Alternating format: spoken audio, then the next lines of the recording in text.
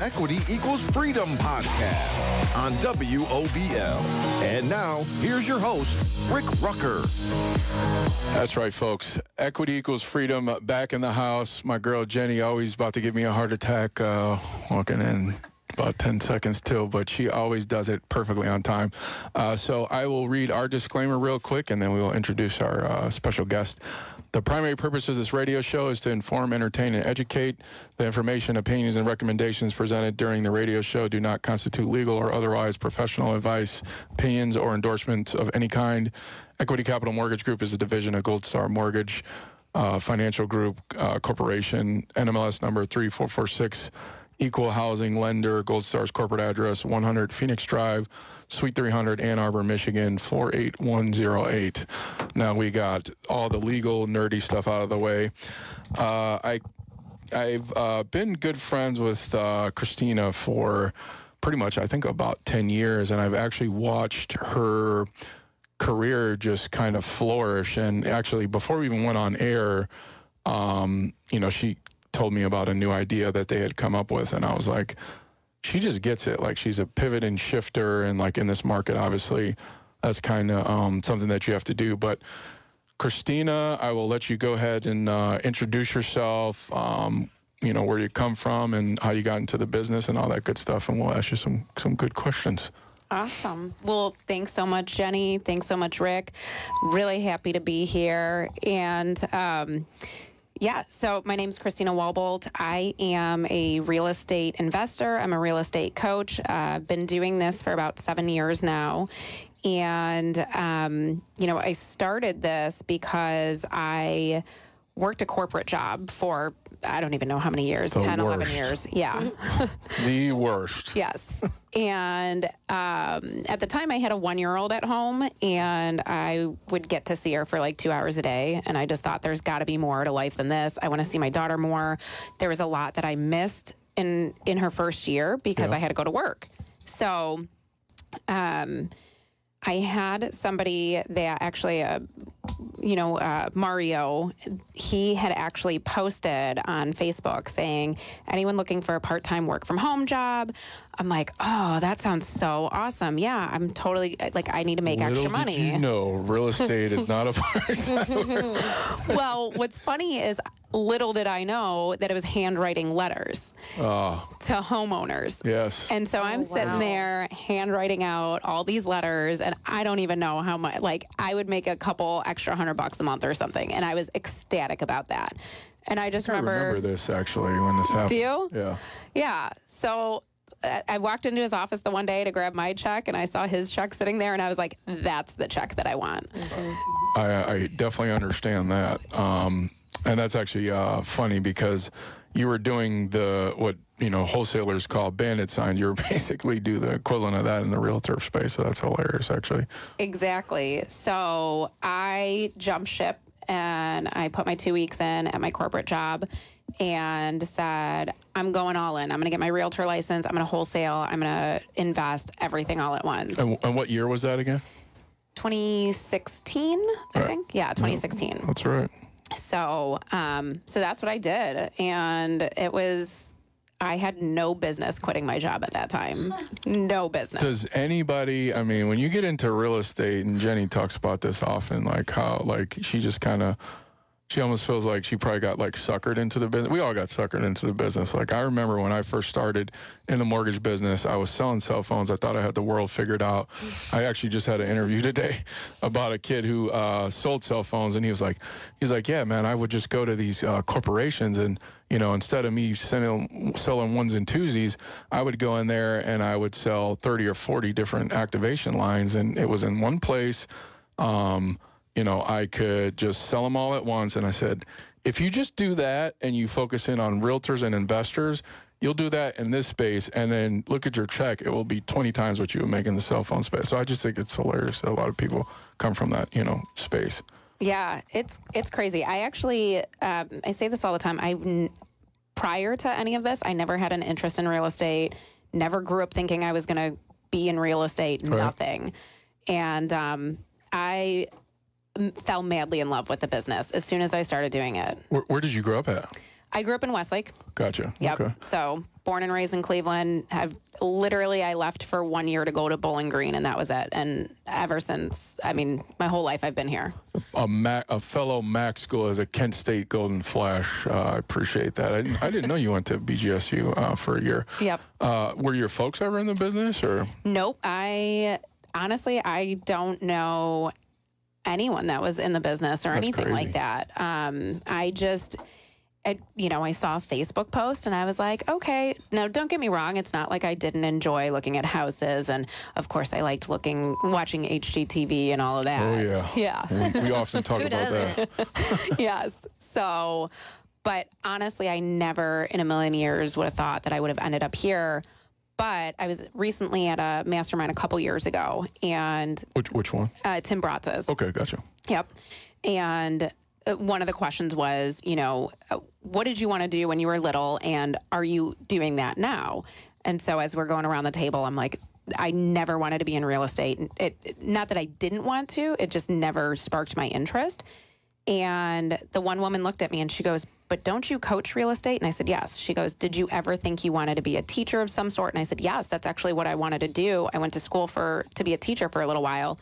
And she was like, well, there you go. She's like, you're teaching it. That was what you were destined to do. And I'm like, when you look at it like that, that's kind of cool. Yeah. And honestly, the reason why you've been successful as you are is because I do the same thing. Like, I am the antithesis of, like, the guy driving around and, the M3 model, whatever BMW that solely does mortgages because they can make money in it. My entire staff is the antithesis of that. I bring people in from outside the industry with either an education background or nursing background, or, maybe they didn't even have a degree, but I tend to bring in real people because oftentimes, like, you get that, like I said, that, atypical salesperson. They're the worst human beings ever. They have no personal skills. Like, they just don't know how to relate to people. They can't, like with our investor source group, what I like is,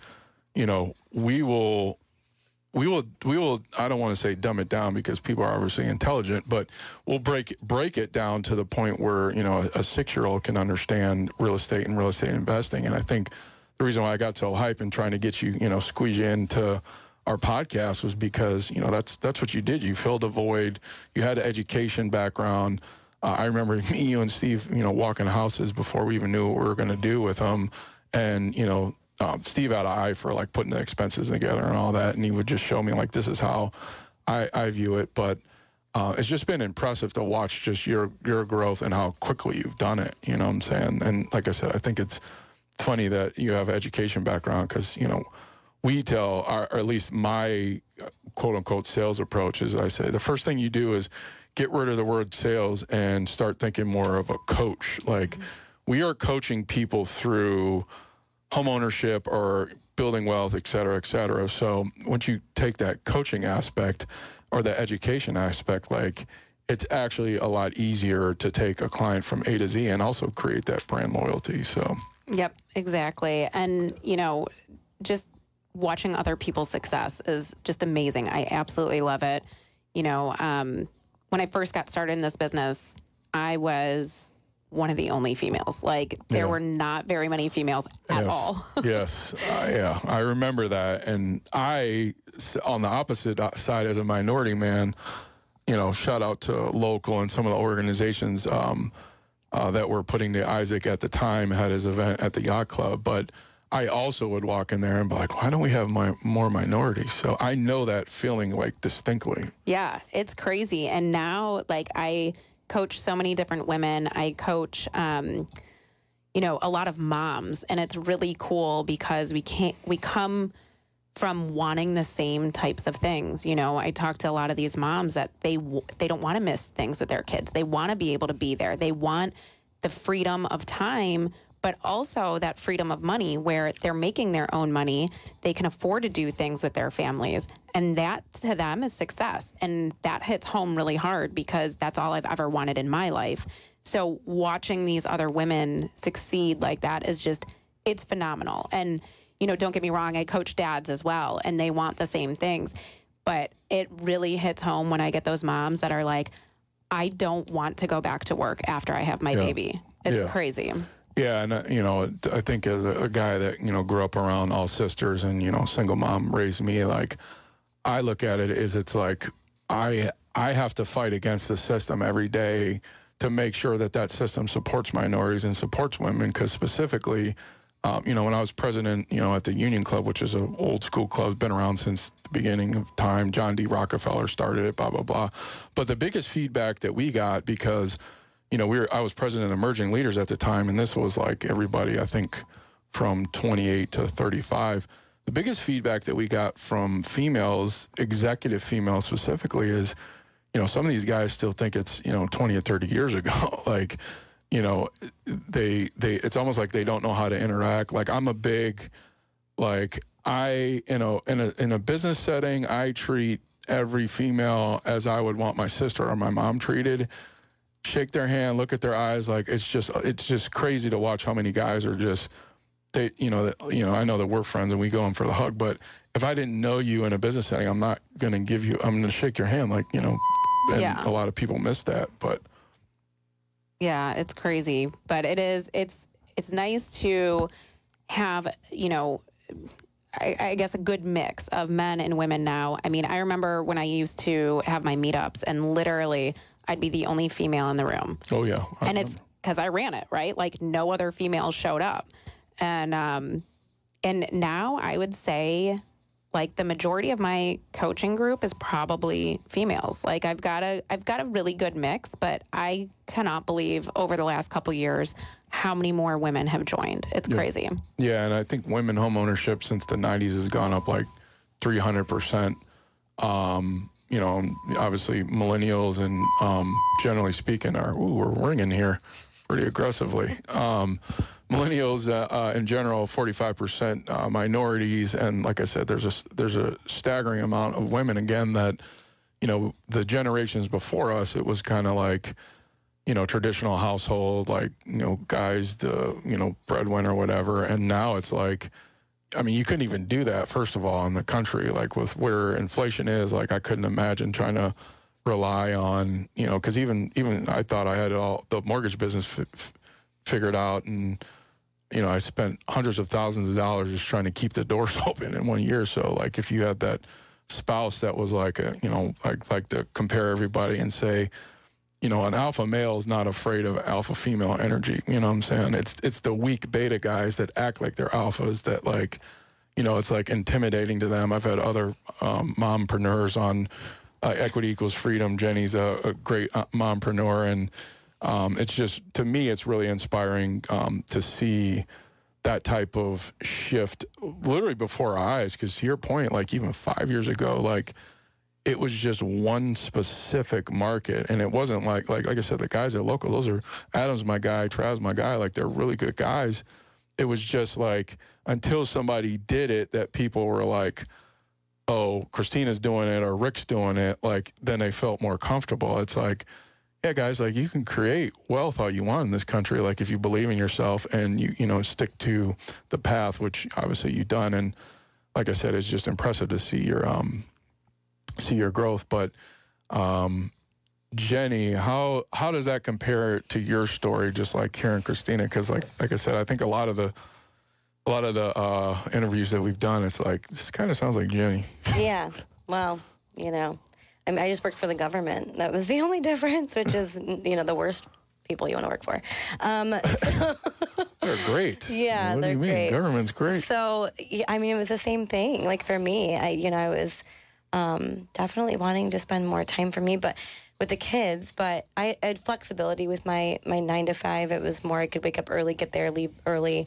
So the flexibility was there. It was, I think, more like the financial ability and the being able to work for myself. I wanted to, work and know that all of that money was going to go to me. It wasn't going to somebody else. So I think that was big. And then, being able to take off when I needed to. If I needed to take off, a week or two, or, the summers with the kids. Like this is the first summer that I've had where I started my own business and I've been able to do this. And it's awesome. like my kids are like, Mom, you get to stay with us. And, you know, I actually like my kids. So, you know, I mean, It's good to know. Some people don't. Yeah. So for me, it's just been incredible. Like, I think time has slowed down. I think I've gotten to enjoy them a lot more. And they go to work with me. So for that, it's kind of great too. Like they're now watching me work, and then I'm paying them to do it. And then it's like, okay, you know, what do you do with the money? So it's also like a learning lesson in teaching. But I mean, as a single mom, being able to create my own wealth and create my own business and show them what it's like is huge. And I would agree. I've only had my license for 4 years. So real estate is there and has been there, but you know, it's given me the opportunity as an agent to be able to create my own business, and that vertical wasn't there in my government job. It was like, this is it, this is your paycheck, this is what you're getting every 2 weeks, right? And like, it was like, well, that's it. Like, what if I work harder? How do I get more? That opportunity wasn't there. So now it's like, all right, if I hustle and I work hard and, you know, I do what I'm supposed to do and I get all of this done in one day, well, I just made, you know, $5,000 in 2 days. And and that just opportunity isn't there working for other people. So I think it's great, and just so much more opportunity. I will say, investor source, like we were saying, like, you know, years ago you'd walk in and it was all men in the business. Exhausting. We're exhausting. You guys are exhausting, but I totally agree. But now, I mean, investor source is filled with women. Yeah, you know, like it's amazing, and I feel like there's, and I don't know if there's so many like female agents in the world, like now in our world, in our network now, but there are so many female agents. Yes. It is, and wonderful, amazing agents. And I think also years ago, there was like competition. It was like competitive, you know what I mean? Like it was like, oh, you're with KW, you're with EXP, you're with Russell. I don't feel that way at all. I can pick up a phone and call Erin and be like, hey, I need your help with a multifamily. Like, I need your help with an investor.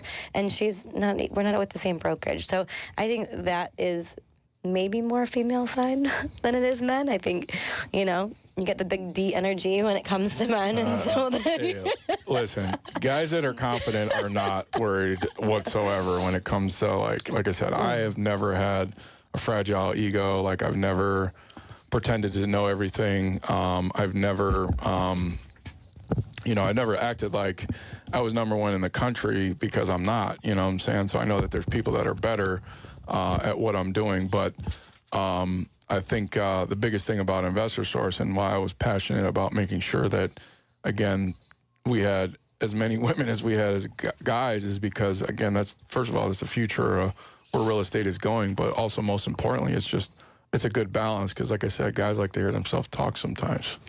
You can say that again. Yeah, so going back to Christina, so what was your first entryway? I know that you mentioned the envelope stuffing, which is hilarious because a lot of people start around that. I mean, I remember right now postcards and stuff like that back in the day, but what was your first like entry or like deal that you did? Was it like a flip that you did, or was it like just like a realtor transaction or whatever? And then what made you really switch those gears and say, okay, I'm going to turn this more investor or whatever? You kind of pivot and shifted like I did. Yeah, so I started wholesaling, and I was heavily wholesaling. So one of the things that I found out is most wholesalers are told, just go sign the deal up, right? Like, get a deal, get a deal, get a deal. Well, what I realized is, we buy cash. Yeah. They would get the deals, but then they didn't know how to sell them. Right. And I was really good with talking with end buyers. Which most wholesalers are not really that good at. Correct. Yeah, exactly. So I didn't have a dime in my pocket when I left my job. Like, I was the type of person, I'd have my utilities shut off on me every single month. Could hardly, like, I had to basically choose between my lights and feeding my kids. Like, that's not a joke. Yeah. And obviously I always fed my kids. But so who needs lights anyway? Exactly, right. I mean, the sun's out. Come on. Right, there's candles. Yeah. So 1892. Hey, you do what you gotta do, you know? Exactly. Right. So I didn't have any money to market or anything like that. Yeah. So I took to social media. I took to networking events, which that was very out of character for me. Like I was super shy. I wouldn't even like go talk one-on-one with somebody. How did you battle through that? Because I feel like I get a bunch of people that, you know, come into me that interviewed me and they're like, man, I don't know. Your business model is so different. Like, I'm used to sitting behind a phone. I was like, well, you're confident on the phone, right? They're like, yeah, well, what's the difference between networking? Like, you're selling your personality better in person. But how did you get over that? Because I think it's hilarious. Am I allowed to be honest here? Yeah. Brutally honest. We just have to work. We just are not allowed to swear. We're not allowed to swear. Yeah, that's it. Other than that. Okay. So use innuendos. They let us do whatever we want in here. These guys are great. Yes. So truthfully, like I'd go to networking events, and the ones that I knew that I had to speak at, especially if you'd have to give like an elevator pitch, I'd have a couple drinks. I was literally just going to say shots of tequila. Like, that's what I would do, you know? Yeah. Well, not shots of tequila. Tequila. She can't even say it. Am I drinking now? Yeah. But we gave her a drink before she came in here. But seriously, like, I was that person. I would never go up to you and talk to you. Yeah. And then I remember going to some of these events, and there'd be like 75 people in the room, and I'd have to give an elevator pitch. And it scared the crap out of me. Oh, yeah.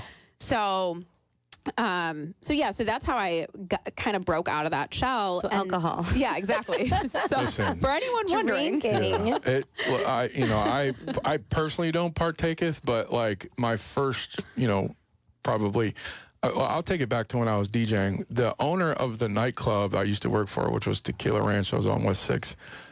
He was like, dude, you gotta like relax. He was like, you gotta put one down. And he didn't drink at the time, which is hilarious to me. Most people like that don't drink like are like, no, it's not good. Don't do it. Yeah, he was like, just get a couple drinks and you're great on the microphone. You know what I'm saying? And I spent 20 years or 25 years in music and entertainment. But also, I went through the same thing. Like, that's why I said keep it brutally honest, because sometimes it is, you slug down a drink and you're like, okay, I'm great. Yeah. You're ready to go. Yeah. Got it. And then honestly, so when my daughter was a baby at home, or actually, no, I'm sorry, it was my son. When he was a baby, my daughter was 3 at the time. Basically, like, I would write out things that I wanted to say, and I would literally practice to them. That's interesting. Yeah. That's a good way to do it. So, like, some people practice in front of the mirror. I practice in front of my 3-year-old and my newborn. So, yeah. But whatever works. Sometimes they'll really tell you how it is, too. And that's my daughter. Mm-hmm. That's my older one. Yeah, she does not hold back. So, like, Mom, that sucks. Can you redo it?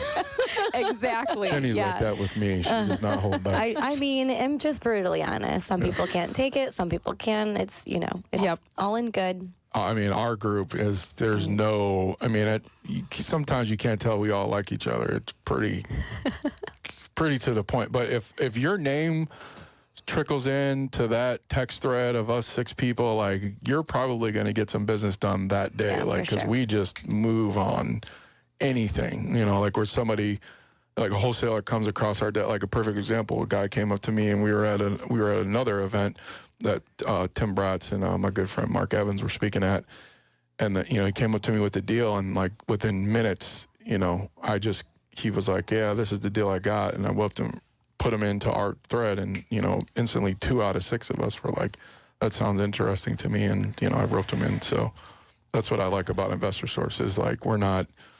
Well, there's trust, right? There's a lot of trust there, and so and then you have so many branches of different people, I mean, so I think because of that, it's if one of us is going to say a name, of some, like, that's it. Like, we trust that whoever's saying it means something. So I think that's pretty important. Yeah, I was joking with my friend Bree earlier.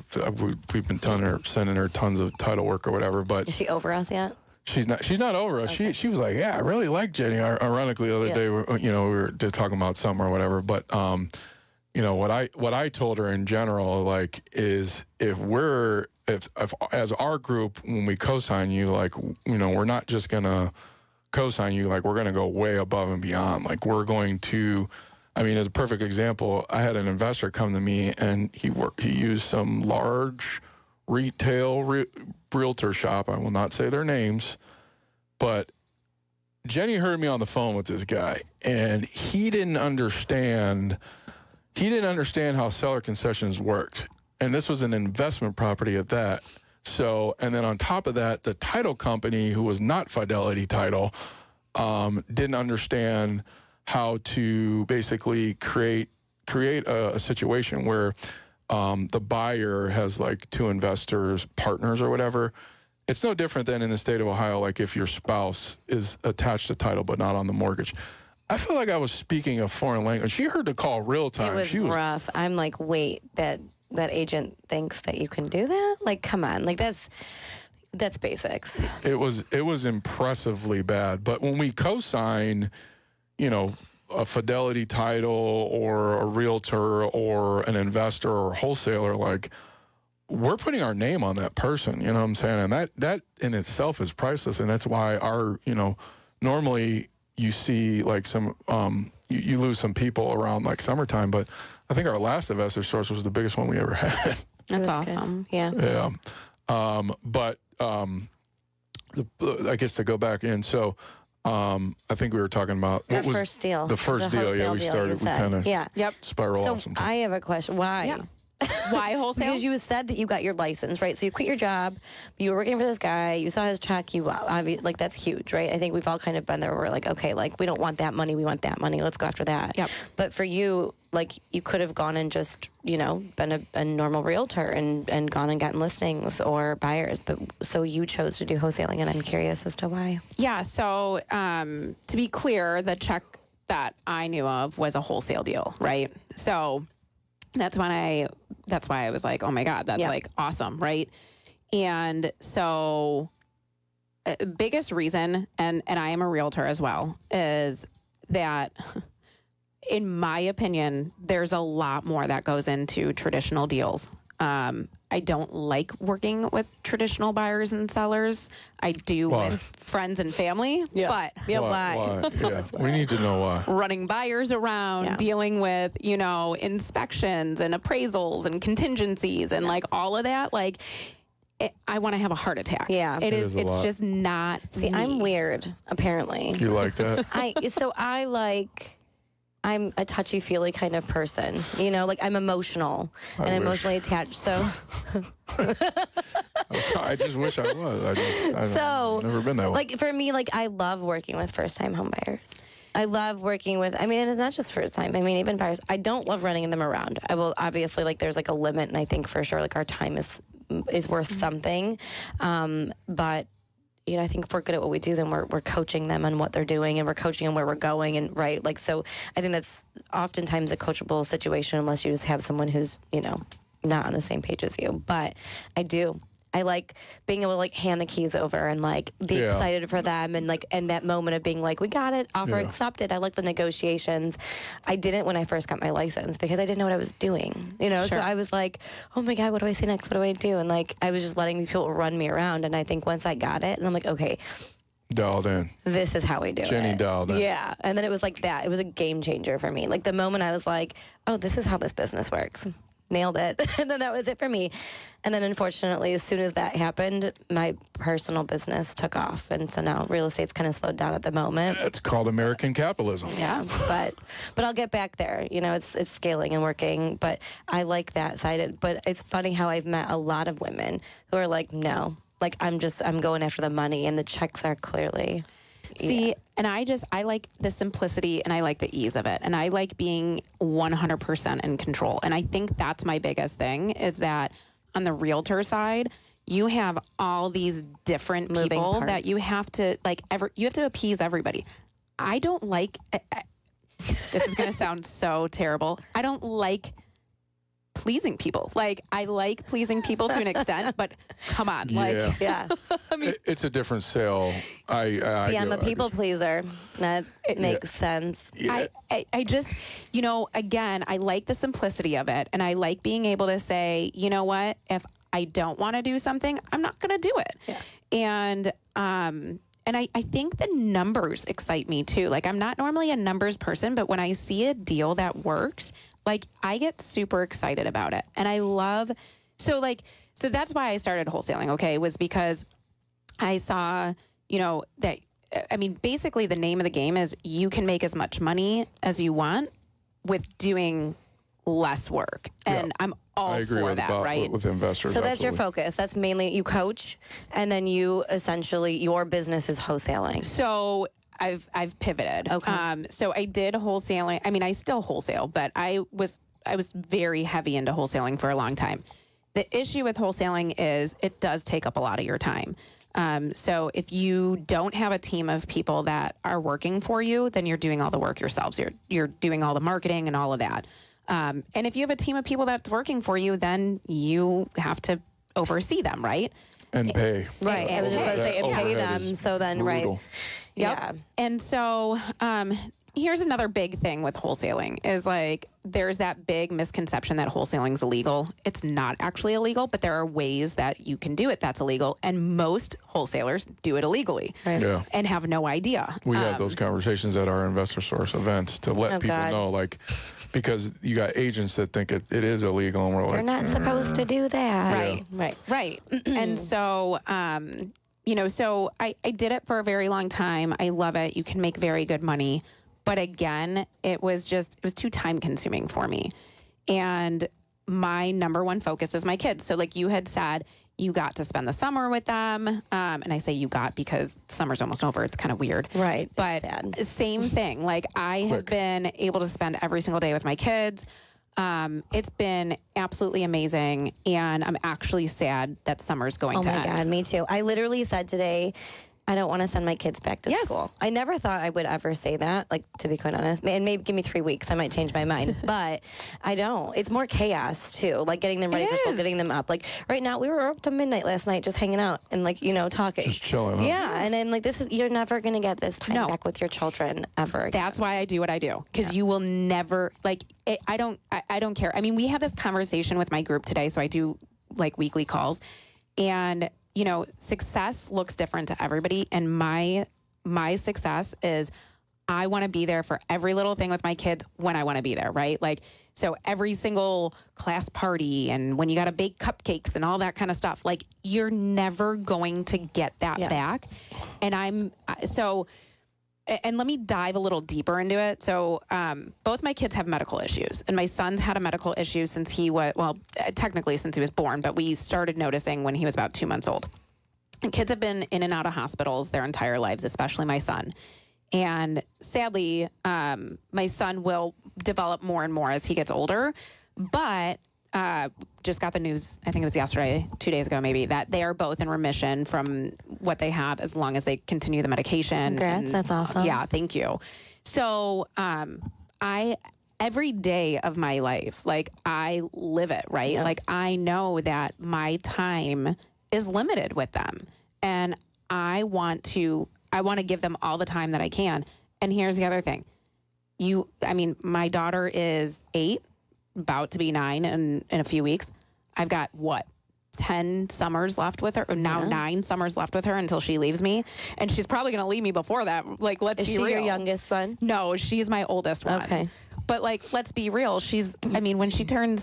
When she's in high school, she's not going to want to hang out with her mom, you know? Like, they might. I have a 19-year-old. He still likes me. He slept over the other night. He has his own place. I'm like, what are you? Like, go home. Get out of here. Why are you here? Him and his fiance. I'm like, you guys, they live literally 2 minutes down the road. I'm like, either you really like me and I'm a super cool mom, or I don't understand. But they stayed over. You're a cool mom. Apparently. Let me impose this to you both. How old are your folks? Like what generation? Were they like boomers, or were they like after that point? Both my parents are in their 60s. Mine too, late 60s. Okay, so I think I didn't want to hang out with my parents past like 12, to be quite honest with you. I love them, but like, no. I think some of our childhood trauma, because my old man, he was African American. He broke every glass ceiling you could imagine. He was a systems analyst in corporate America.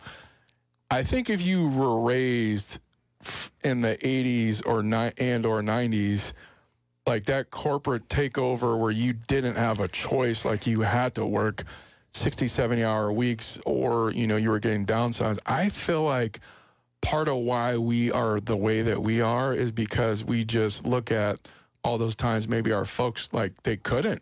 Yeah. You know what I'm saying? Yeah, you're so right. I think that's such a one, like, childhood trauma. I was like 30 some years old, and I'm like, my childhood was great. And then I'm like, wait a second, it was not that great.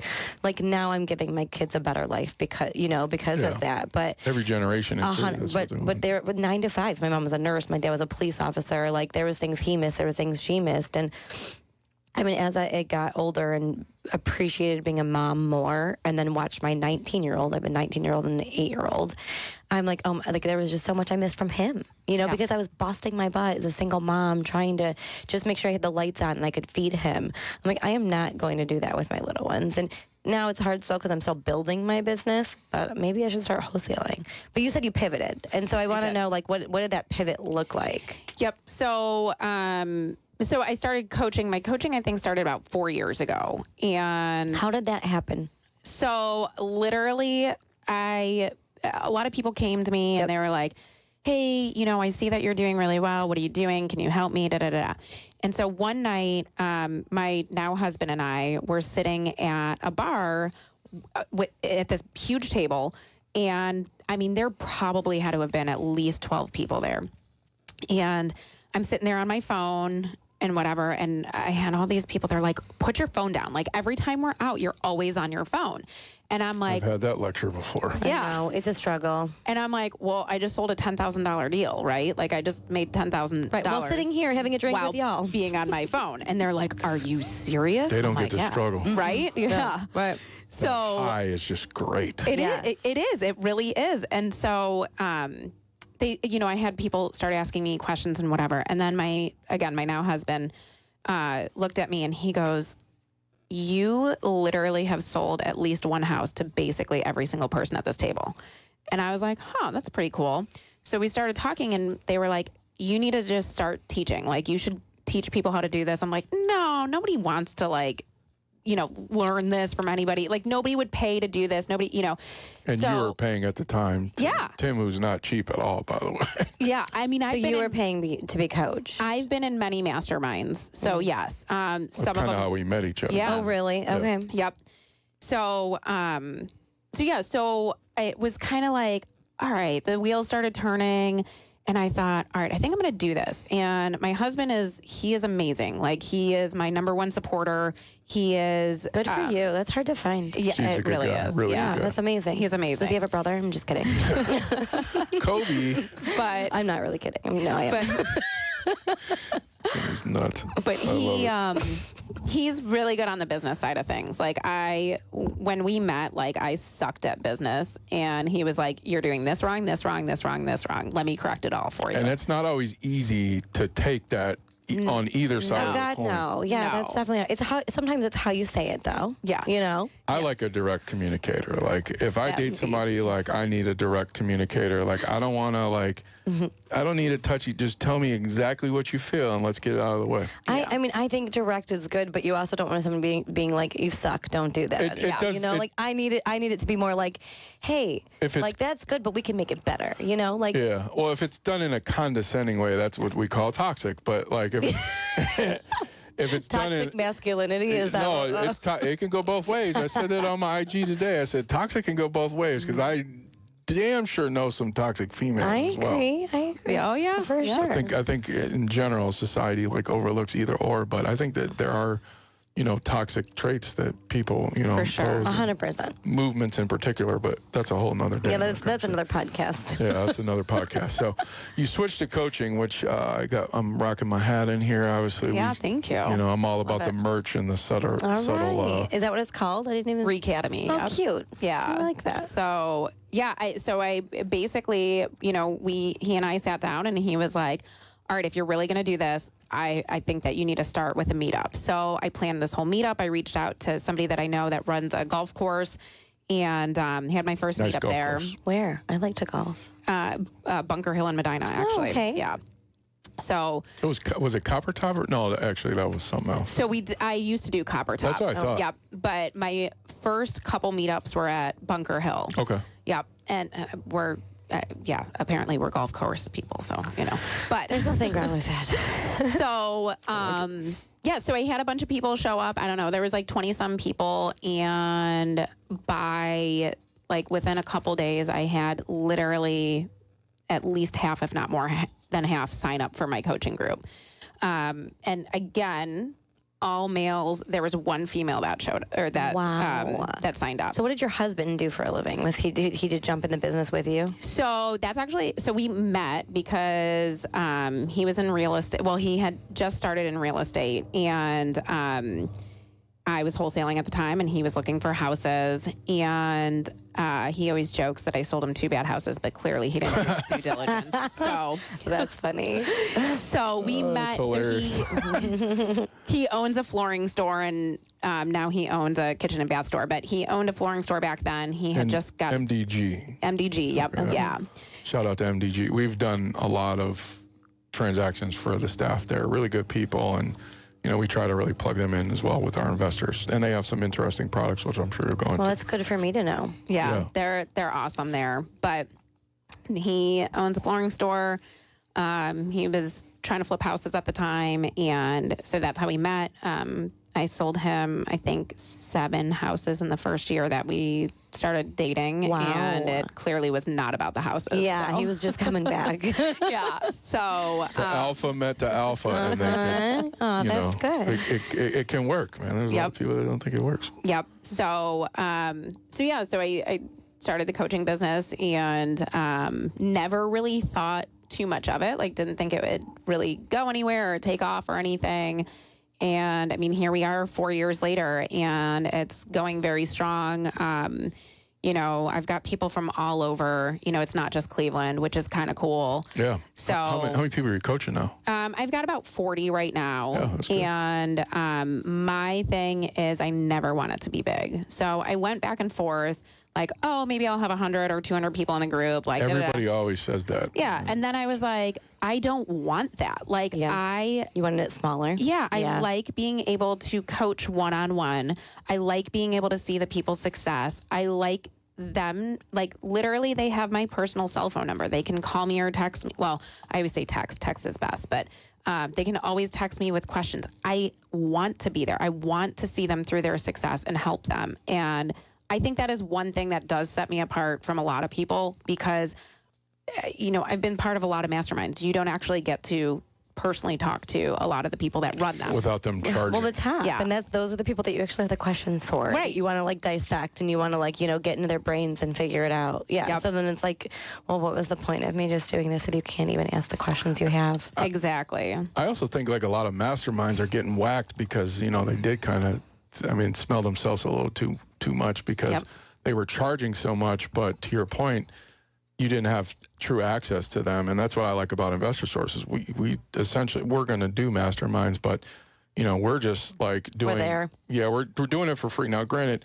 no, we're not going to do breakaways. Like, people, it's always great hearing feedback, and people are like, yeah, you should do breakaway. It's like, well, you're going to pay for that. Well, right, yeah. That's a little different. But I do think, a lot of these mastermind concepts kind of shot themselves in the foot, and go figure. Like I said, fragile male egos. They think that everybody just wants to hear what they have to say, and sometimes it's like, that's what I like about Investor Sources. We do a Q&A. Yeah. And that's what I liked about your event, because the funny thing is, you're like me. You're like, I will preach to these people till I'm blue in the face, but sometimes when an outside person comes in and just reaffirms everything I said, which is, we all think alike. Everybody in our space thinks alike, and you're like, I just thought it was funny. After I talked, you were like, this is all the stuff I say. I was like, I say the same thing. And then I'll let my mentor, Dan Milstein, who was the #1 loan originator, speak. And it's like, all of a sudden, it's like, everybody's like, I get it now. I'm yes. Like, what do you mean? I've been saying it for 3 years. Sometimes, it's just somebody else saying it. It is. It's crazy. It is. And you know what? I've learned over the years, you can't even get upset about that anymore. It's just... You just pie through it. Yeah, you do. And you know what? When they're ready to learn and they're ready to actually, act on it, they're going to, right? Sometimes it's delivery, too. Think about school. You could have learned the same thing from one teacher over and over again, the same thing, but, you really didn't learn it, And then you go and you get another teacher, and sometimes it's just a different... it's not you. It might be you, but... No, I will 100%. My sister was joking about, a mutual client of ours. She was like, yeah, she likes me more than you. I was like, yeah, because I am brutally honest. Yeah. And some people like that. We just talked about this. Yep. Sometimes that's, like, I feel like I'm an alpha. You're clearly an alpha. Oh, yes. You're obviously an alpha. And I feel like I have that. But I also am like emotional. Yeah. So if somebody comes at me, somebody I'm a partner with who I love, and is like, don't do that, it sucked, I'm gonna be like, well, bro, like, you could have been nicer about it. That's and then toxic. And then I'm pissed. Like, how about you come toxic. to me and say, like, hey, I think you're better than this, you can do this in this direction. Like, that's how you coach a partner. You know what I mean? Not being like, yeah, that sucked, don't do that again. Like, we're gonna fight. But I mean, Steve's an alpha too, and you heard, like, it's the way that I'm sure he doesn't do it in a condescending manner. Like, I'm never condescending. Well, I'm not going to say I'm never. Like, I was going to say Jenny knows me well too. I mean, I'm not saying I'm never. But I'm in the group text, investor source, Rick. So nice try. Yeah. Well, sometimes you catch me hot in the morning times. Like if I'm without like, his coffee or his workout, and that's it. It's over. It's like 6:30 in the morning, and like somebody's going on a rant. I'm like, I can't process this, so like I can get a little condescending in that specific atmosphere. But in my personal life, I've never been a condescending, like I'm gonna be direct, but the problem is I don't tend to work well with people that can't take the direct. But it's never from like a poisonous, like Jenny's talking about, from a poisonous standpoint. Like if somebody's like putting you down for making that decision, that's toxic. That's not being direct. Being direct is like, hey, I've been in your shoes before. I've made the same mistakes. Here's what my input is, but you also like have to let that person like figure it out, to agree 100%. That's exactly what I think. But for her, she made it seem like I don't she think was that's like, all right, hey, emotional, you have this, like, let's do it. No, some people are, I can't say the word. Some people are just fill in the blank, Yeah. Yeah. I get it. Yeah. Is there a bleep? Yeah. Can you bleep me? You know what I mean. But, and I'm blunt. I get told I'm mean all the time. And I'm like, Jenny, I'm not mean. I'm like super nice. For Jenny to like curtail the energy of Investor Source, and like the very first meeting, like I told her, I was like, you could be an executive of a Fortune 500 company, because like the way that she delivered it, I agree, was direct, because we're all just all over the place. So. Oh my God. You put me in a room with all of them, and I was like, who are these people? I had never met any of them except for Wayne and Kaz. And Kaz is just the Russian who's going to sit in the corner and, like, take everything in, right? He is a good observer. Uh-huh. And then it's Wayne, who's high level. Isaac, who's high level. Rick, who's super high level.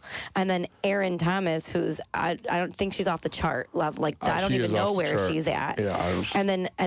And the thing is like, Erin. Take those personality tests. Oh my God, we should. Erin speaks, and I don't even understand what she's saying. I don't. And it is a no knock on her. She's so smart, and she knows so much of what she's doing in like multifamily and investors. And I had no idea. I'm like the girl who just left her government job, was in leadership for a long time, and I didn't even know what to do in this room. And Wayne's like, I think we need you. And I'm like, what do you need me for? He did. I told her the same about this podcast. I was like, you're going to be on a podcast with me. Yeah. So, I mean, and I'm like, all right, I'll just sit in. Like, let me just meet everybody and sit in. And, like, the first meeting happened, and I walked out, and I'm like, nope. Nope. Not interested. Doing it. Sorry, not interested in this group of people. Not going to happen. And Wayne's like, what do you mean? And I'm like, absolutely not. Y'all are crazy. That's I don't funny. want anything to do with this. And then here we are, 8 months later. Yeah, and I'm sure. Christina probably feels the same thing about the coaching, because, like I said, it was just like a switch went off, and I was like, Christina's kind of doing her thing down there, even during COVID. Oh yeah. We rocked it out. I mean, we met as much as we possibly could, and then we obviously pivoted. We went to Zoom, Virtual, and that I think that was. I know COVID wasn't good for a lot of people and a lot of businesses, but honestly, for my business, it was trigger terms. Yeah, YouTube's not going to let us put this up. You said COVID. Yeah, exactly. Can we bleep that out too, please? But it was really good for my business. I learned so many different ways to deal with things, right? And so capitalism, American capitalism. Absolutely, you pivot. You Yeah. learn 100%. I couldn't. And you know what? I like personally, I've said so much in the last 8-9 months from being around the people I didn't want to be around, Investor Source. When I was like, no, I've learned so much, and I said if it weren't for them, I would have never started my business. If it weren't for them, I would not have dove into real estate the way that I did, know as much as I know now, and be able to talk to people, and and it's just incredible. So when I think you're placed with an opportunity, and then there's fear, figure it out. and there's fear instilled. And you take it and you figure it out. Entrepreneurs jump off a cliff and figure out how to build a plane before they hit the bottom. When your back is against a wall, right? Like, you don't have an option. So when COVID happened, I remember it being like, oh my God, like, what are we going to do? You're working from home. And it was like, nope, you're going to figure it out. It drove me absolutely insane. Well, for people with ADHD, it's probably the best thing. Bad. Every salesperson comes in. I have ADHD. I was like, oh, that's probably the first time I've ever heard that. Yeah. Everybody that's great at sales has ADHD. You know that, right? Like, we're high frequency. You keep going. You're like JoJo, the amazing circus boy. Like, we're all built that way to just keep driving. We're driver personalities, so you have to, like, figure out how to tame that. It's never enough. You always need more. You're always going. You're always moving. Yeah. So are you still doing the wholesaling business? Is that you are still doing? So I do it. Basically, I have any referrals I get, right? So a lot of my business is word of mouth. Sure. I've built it that way. I mean, I've been in real estate for 7 years or whatever it is now. So my wholesale deals, most of the deals that I get where I flip them or my rentals, they're word of mouth. So, and then my coaching business. And as I told Rick, I just started a new business. And tell us about that business too, because I thought that was really smart. Yeah. So this is actually my first, well, I shouldn't say it's my first business, but I will say Clearly my not. first successful business that is not real estate. But I do a lot of kitchens. Like, I remodel kitchens all the time, right? Because you have to. Like, that's what sells. That's what, increases value, right? Yeah. And so what we found is we were either painting all the cabinets or we were replacing all the cabinets. Well, replacing gets stupid expensive. Yeah.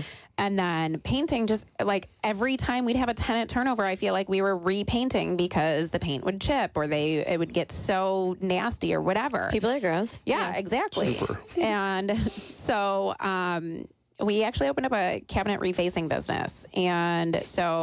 And let me explain, because I'll be totally honest with you, when I first heard of this concept, I had no idea what the difference was. Great entrepreneurship.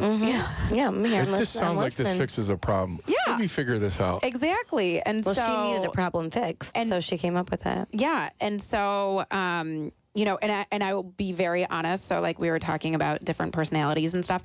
So my husband and I, way back in the day, tried to have a business together, and it did not work. We would just butt heads all the time.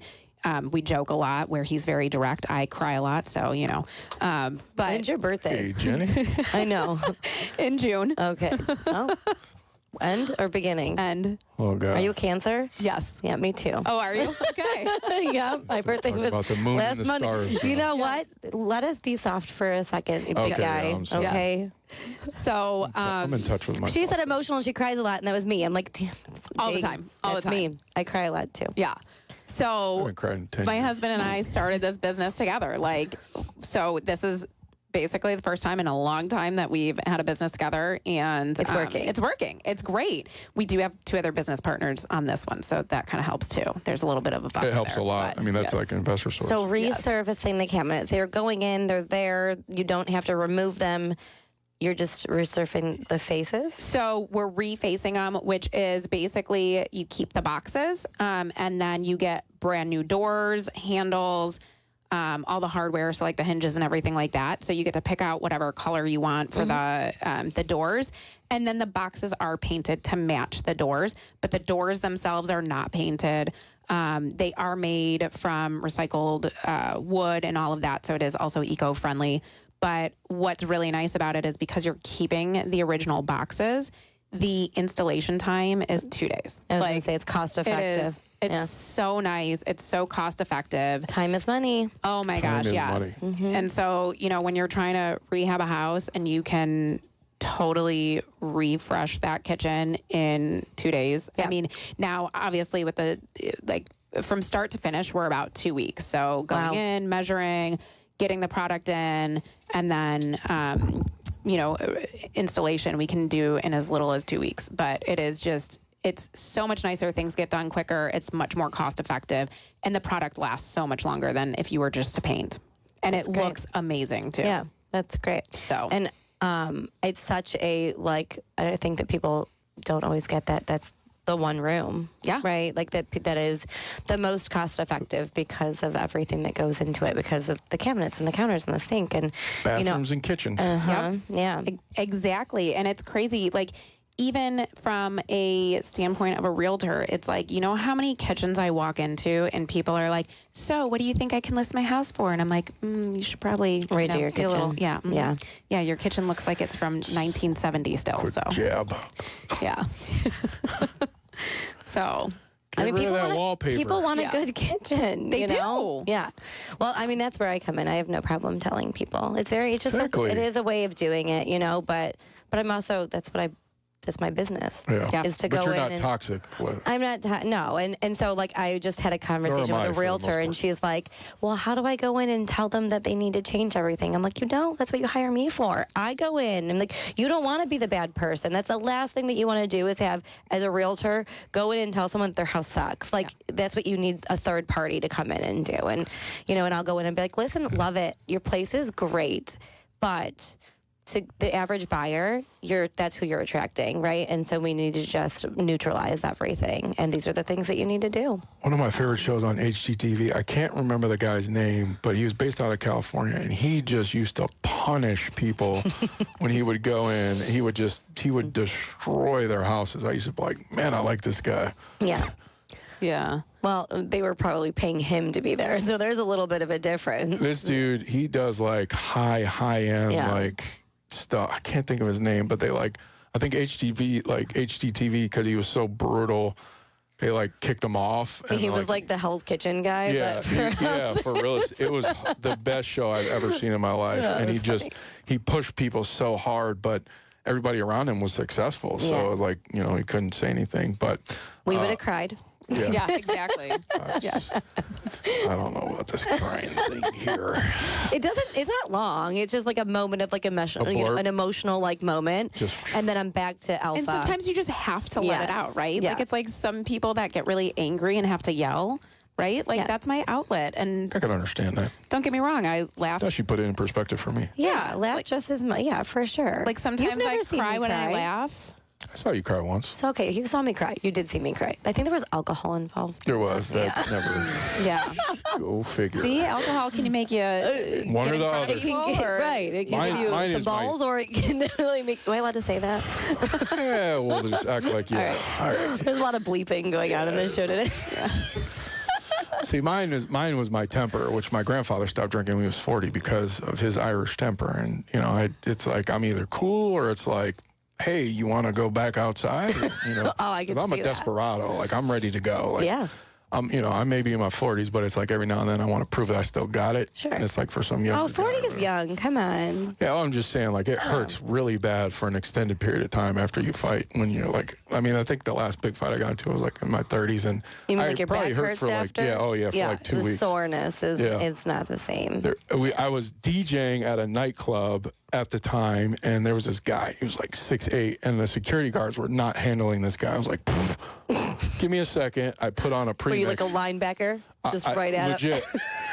They were like, they didn't know what to do. I just went in at this guy, and I hit him so hard, they said that he could hear me across the street. I hit him so hard. See, in my 20s, I would have tried it too. A couple of drinks, and I've been like, let me see if I can take this dude down. It wouldn't have gone the way that yours did, but it would have been funny. I don't know. Jenny's, she's a little fire. I am a firecracker, for sure. But I'm also 4'11" and weigh 105 pounds. So I remember when I was when I was born. For all the listeners that aren't going on to our YouTube to watching this, like the difference between me and Rick is absolutely ridiculous. I'm gonna try and pick you up one day.